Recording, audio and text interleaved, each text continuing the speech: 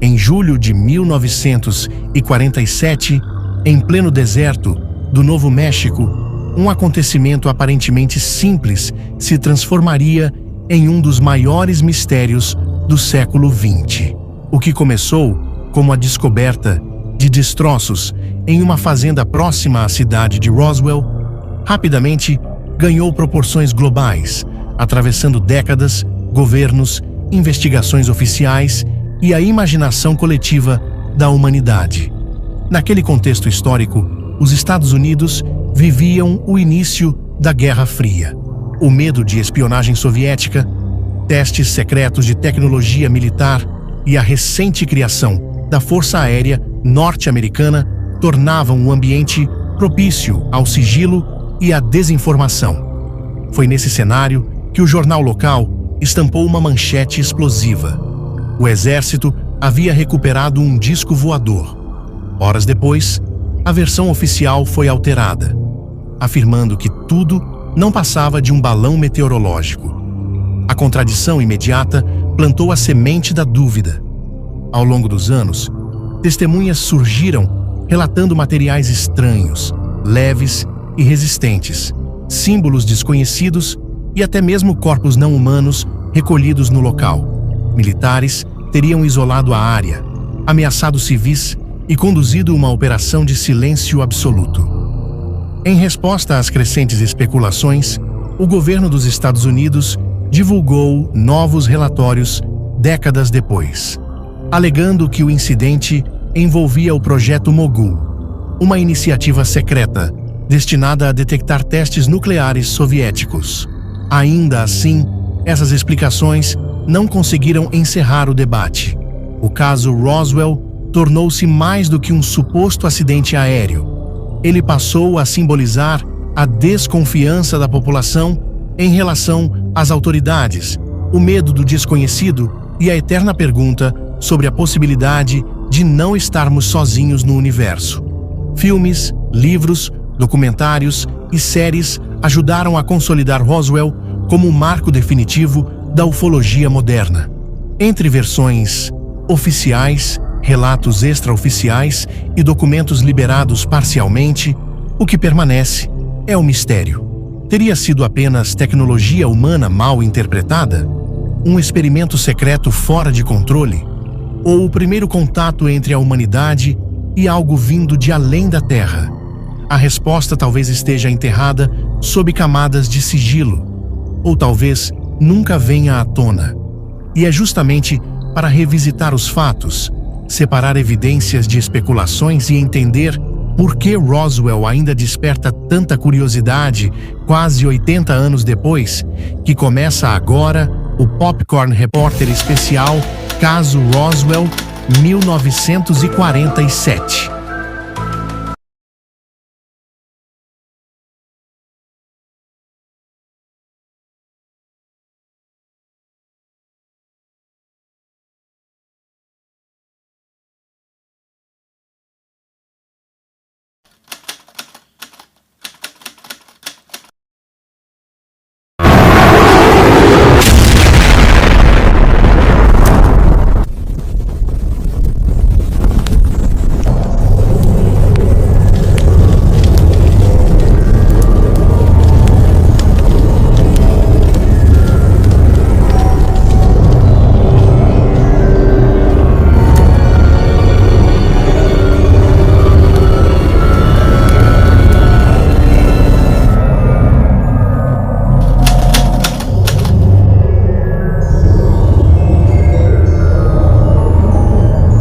Um fazendeiro fez uma descoberta que mudaria para sempre a história da ufologia.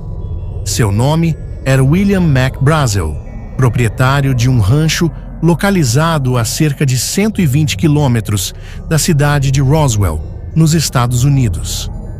Ao percorrer sua propriedade, Brazel encontrou uma grande área coberta por destroços incomuns.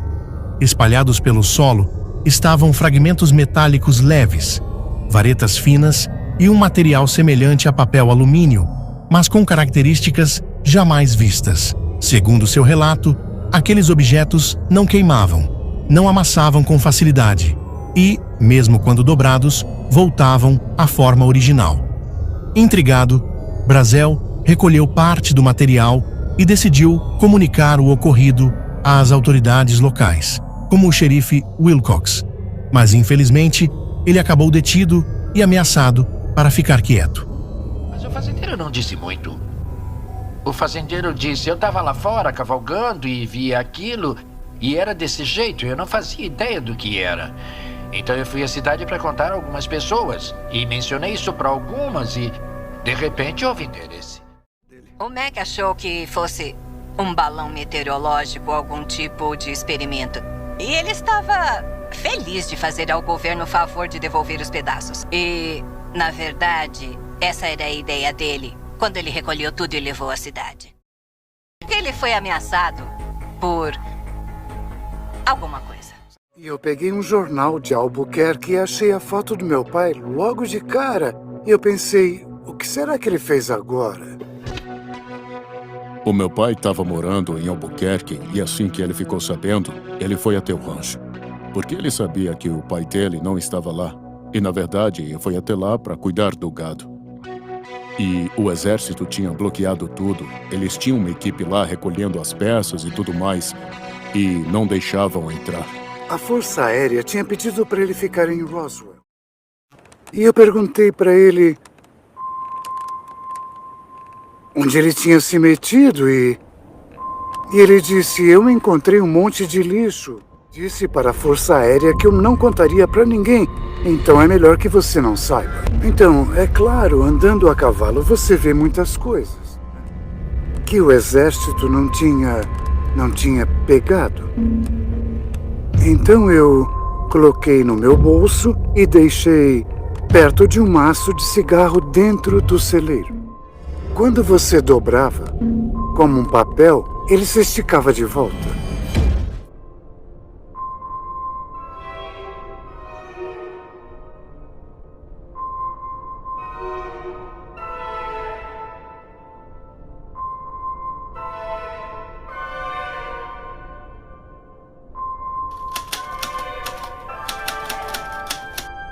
As pessoas perguntam por que Roswell fica no meio do Novo México, num deserto. Porém, isso ficava no epicentro do desenvolvimento de armas nucleares nos Estados Unidos.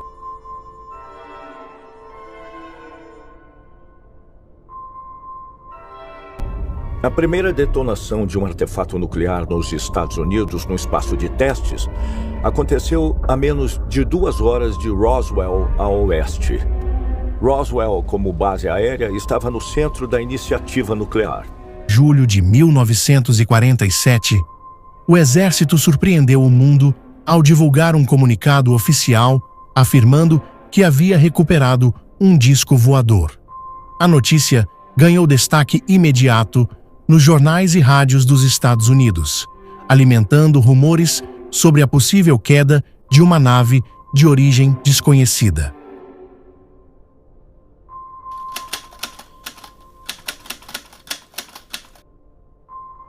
O Major Jesse A. Marcel foi o principal militar diretamente envolvido na investigação da queda do objeto em Roswell. Na época, ele ocupava o cargo de chefe de inteligência do 509º Grupo de Bombardeio, a unidade mais estratégica da Força Aérea dos Estados Unidos, responsável pelo arsenal nuclear do país. Foi Marcel quem recebeu a ordem para ir até o rancho onde os destroços haviam sido encontrados e liderou a coleta e a análise inicial do material. Nenhum outro oficial teve contato tão direto e decisivo com os fragmentos quanto ele, tanto que foi o próprio Marcel quem levou parte dos destroços para a base aérea de Roswell e, posteriormente, para autoridades superiores, tornando-se a peça-chave de toda a operação militar envolvendo o objeto. Em um primeiro momento, o exército chegou a anunciar oficialmente a recuperação de um disco voador. Poucas horas depois, a versão foi alterada para a explicação de um balão meteorológico. Décadas mais tarde, já aposentado, Marcel declarou que o material recolhido não se parecia com nada conhecido. nem com aeronaves, nem com balões experimentais, descrevendo fragmentos leves, resistentes e de origem incomum. Por ter sido o oficial responsável pela investigação no local, o primeiro a manusear os destroços e o elo direto entre o achado e o alto comando militar, o Major Jesse Marcel é considerado até hoje o homem central do caso Roswell, sendo sua participação um dos pilares que mantém o episódio como um dos mais debatidos e controversos da história moderna.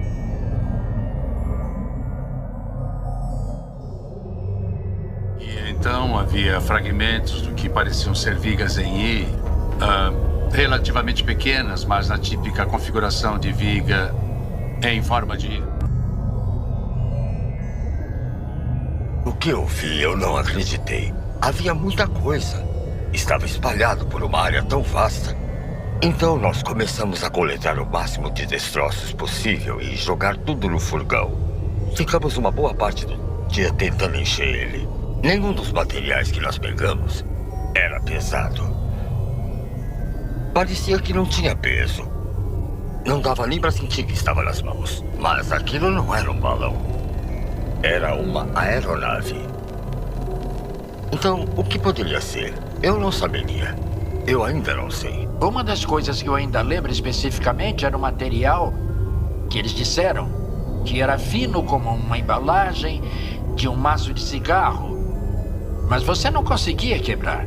E se você torcesse ou amassasse, ele voltava à forma original. Mas a coisa que mais me chamou a atenção é que não dava nem para dobrar, nem podia deixar marca. Nenhuma marreta causava dano. Então, eu sabia que eu não tinha visto nada parecido. E agora, no momento, eu não sei o que era aquilo. Aquilo era um bom mistério para uma cidade pequena. E tivemos um monte, naquele momento, de militares por lá, como você sabe. A explicação dada pela Força Aérea do Exército de que o incidente de Roswell estava associado ao local de queda de um balão meteorológico ganhou força e, em essência, acabou com o interesse no incidente de Roswell por algumas décadas. O caso ficou abafado por décadas. O mundo via aparições de OVNIs e novas testemunhas de Roswell começaram a falar. Meu pai era o xerife do condado vizinho. Um grande objeto prateado em formato de disco do lado da ribanceira. O governo está escondendo informações sobre OVNIs de nós? Quer saber? Porque Só pode ser. Uma pilha de destroços espaciais. Acho que ele foi ameaçado por alguma coisa. Sabendo que ele é confiável, eu não tenho dúvida, mas era real. E é claro, ele disse que jurou guardar segredo. Nós decidimos, a gente ficaria quieto e aceitaria o que era aquilo, mesmo que em nossas mentes nós tivéssemos vários questionamentos quanto à validade daquilo.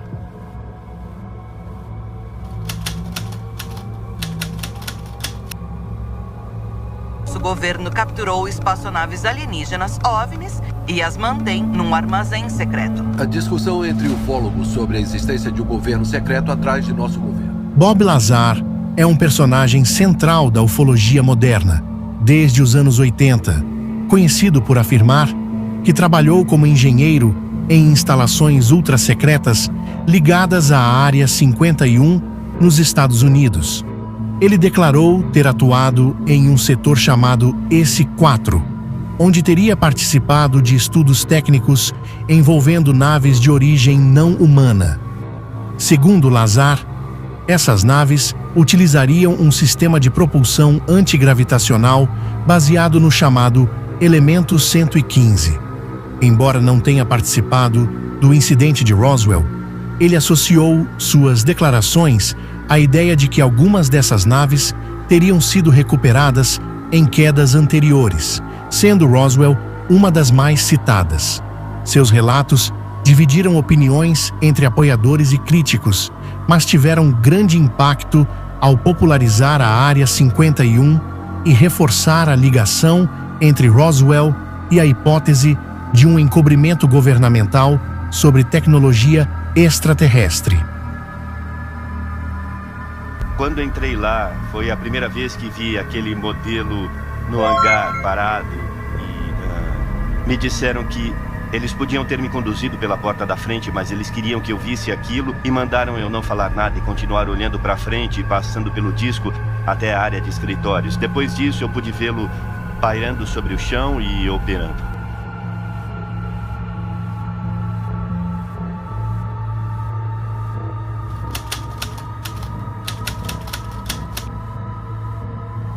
Glenn Dennis foi um dos principais personagens civis associados ao caso Roswell, conhecido por seu envolvimento indireto com os acontecimentos de 1947. Na época, ele trabalhava como agente funerário e prestador de serviços mortuários para a base aérea de Roswell, no Novo México. Segundo seu próprio relato, Dennis teria recebido ligações incomuns da base militar, perguntando sobre caixões de tamanho infantil e métodos de preservação de corpos expostos a substâncias desconhecidas. Ele também afirmou ter sido alertado por uma enfermeira da base, amiga pessoal, sobre a existência de corpos não humanos sendo examinados em instalações militares, descrição que reforçou a hipótese de origem extraterrestre do objeto recuperado. Embora não tenha visto diretamente os supostos corpos, Glenn Dennis tornou-se uma figura central por sustentar que houve um encobrimento militar após o incidente, incluindo o desaparecimento ou silenciamento de testemunhas. Assim como outros envolvidos no caso, seu testemunho é alvo de controvérsias, mas contribuiu significativamente para fortalecer a narrativa alternativa ao relatório oficial de que Roswell teria sido apenas a queda de um balão meteorológico. Acho que 1:30 da tarde, eu recebi um telefonema do oficial do necrotério da base aérea de Walker.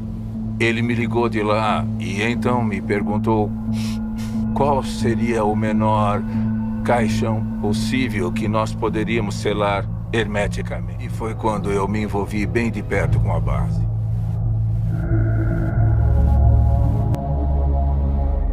Ela estava muito alterada.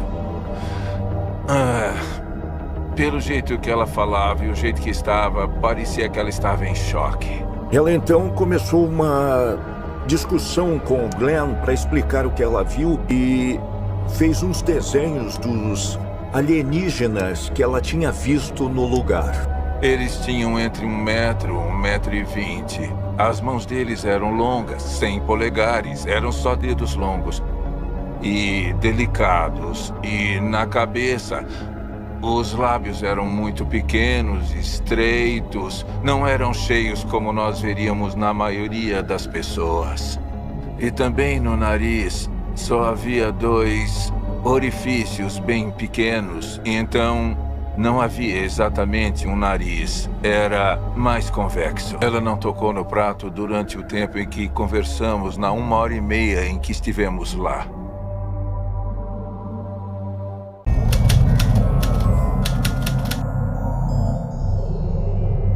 Suposta aluna de Albert Einstein, Shirley Wright ganha a luz no caso Roswell em 1994, com fitas descobertas.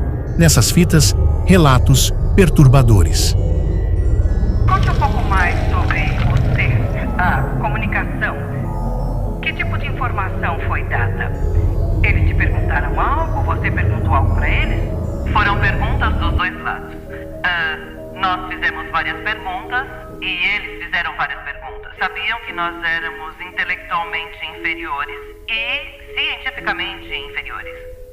Bom, então como foi que eles caíram? Havia alguma informação sobre isso? Porque se eles tinham uma tecnologia tão incrível, como foi que algo deu errado? Exato, foi isso que nós pensamos. E havia muito mais coisas assim que perguntamos a eles. Perguntamos o que eles comiam, perguntamos que tipo de gases eles usavam e nós também perguntamos sobre as vidas, o suporte e a origem deles. E perguntamos o que usavam como propulsão. Os alienígenas, essas criaturas que estavam nos visitando. Não me Mas as outras pessoas puderam fazer isso porque elas estavam curiosas para saber que tipo de materiais eles estavam usando. E isso é como um ponto-chave porque, de repente, as histórias ao longo dos anos 90 começaram a focar menos na espaçonave em si e mais nos alienígenas. Essas criaturas, todas elas tinham cerca de 1,20 m, 1,40 m. Elas tinham cabeças bem grandes, com um topo bem maior e o fundo afunilado. E foram 9 no total que eu vi, um diferente do outro. Por que deveríamos achar que nesse pedacinho michuruca do universo que nós somos os únicos seres com alguma inteligência?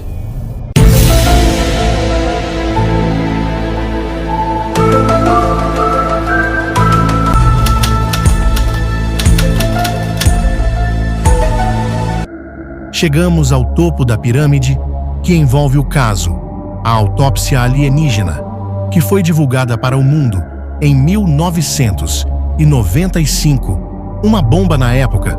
As imagens que serão exibidas a seguir podem provocar gatilhos em pessoas emocionalmente sensíveis.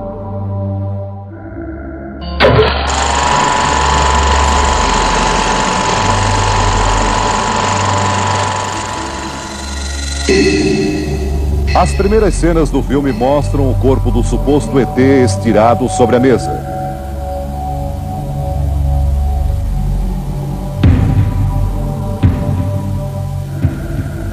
Ele tem uma forma humanoide, crânio, tronco e membros.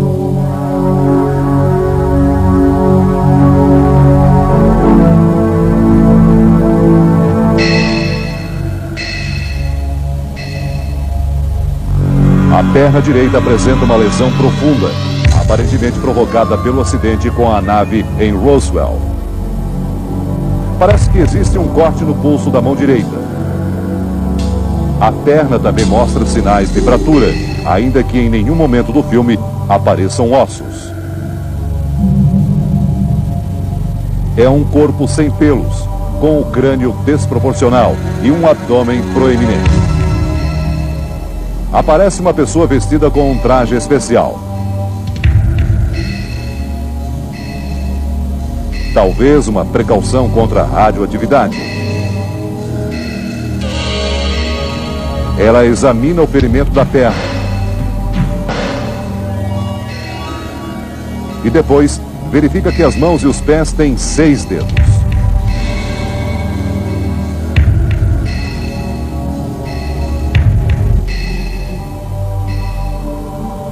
Surge um observador atrás do vidro da parede. E mais uma pessoa entra na sala.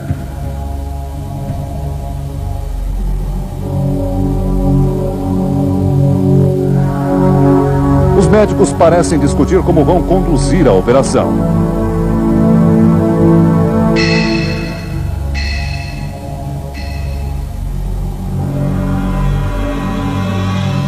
Uma amostra de tecido é retirada da perna.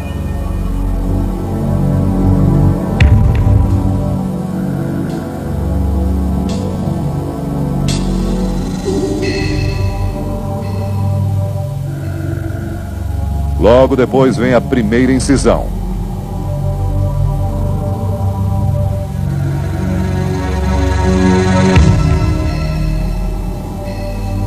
Aparecem filetes de sangue. O filme está muito cortado.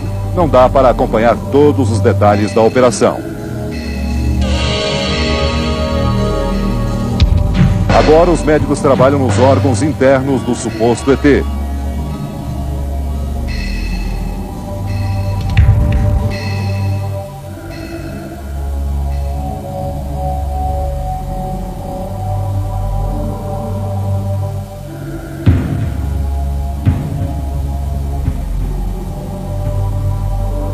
Eles separam o material encontrado.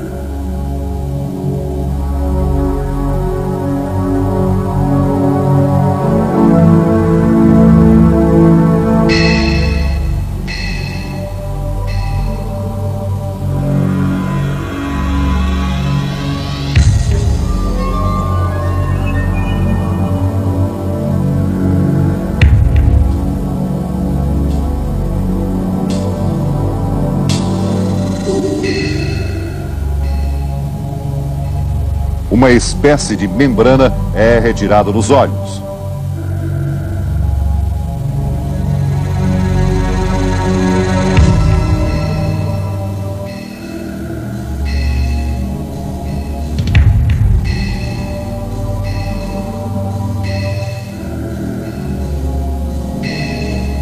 O passo seguinte é abrir o crânio.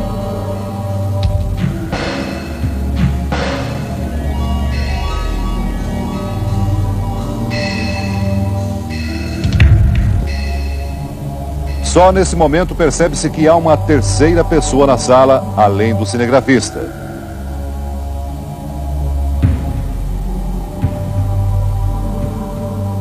Os detalhes da operação vão sendo anotados.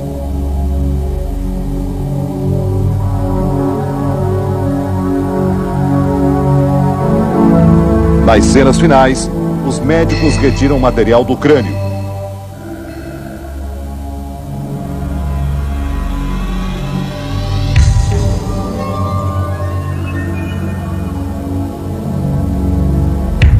Não parece um cérebro humano.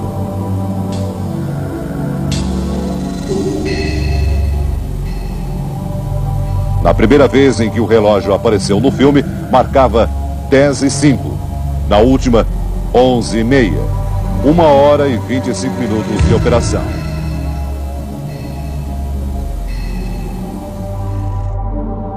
Essa gravação levou a uma reviravolta histórica no caso.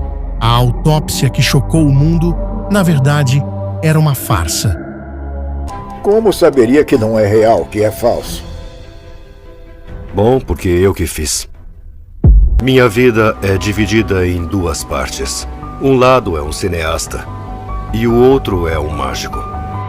E o que me levou a fazer esse filme foi o mágico se unindo com o cineasta. Eu queria causar um impacto global. Isso foi antes da internet.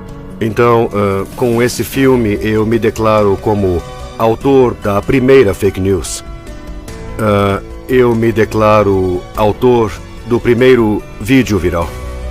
E tudo isso antes da internet. Eu posso te mostrar por que não é real. Eu filmei em Camden, em Londres, numa casa que estava sendo renovada. Era a casa da minha namorada.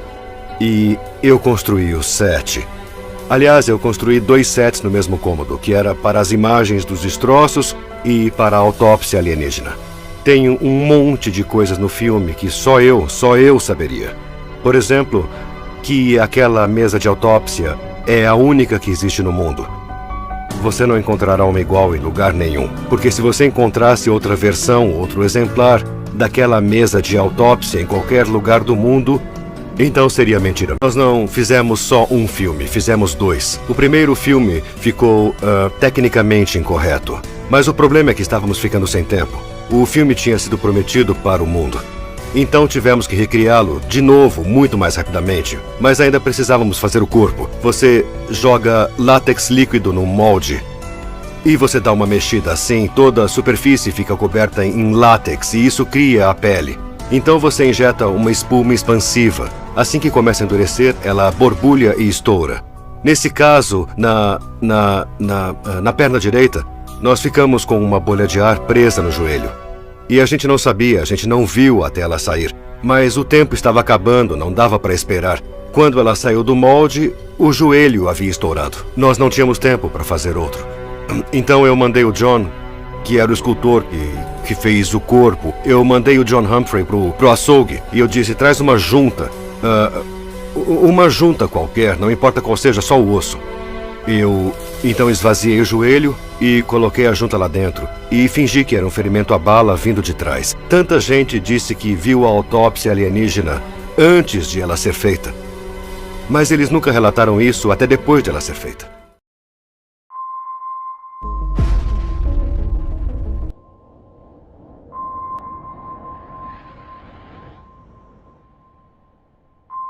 Existem milhões e milhões de pessoas que querem ir lá para ver. Eu não vou falar do que seja respeito, mas é muito interessante. Mas muita gente gostaria de saber o que está acontecendo em Roswell. Up here, television, video monitors, and they're off at an angle. If this was shot using a video camera with lines on it, we would see moire patterns up there, and we don't see the moire patterns. So there's a probability that this was shot originally on film, possibly a film stock like 72-52 or 72-47, depending.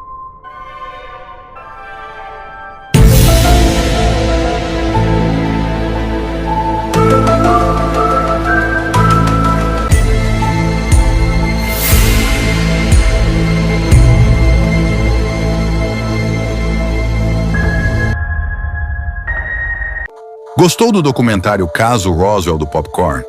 Então você precisa assistir o do Caso ET de Varginha. Clique aqui e comece a assistir mais um super documentário do Popcorn Repórter.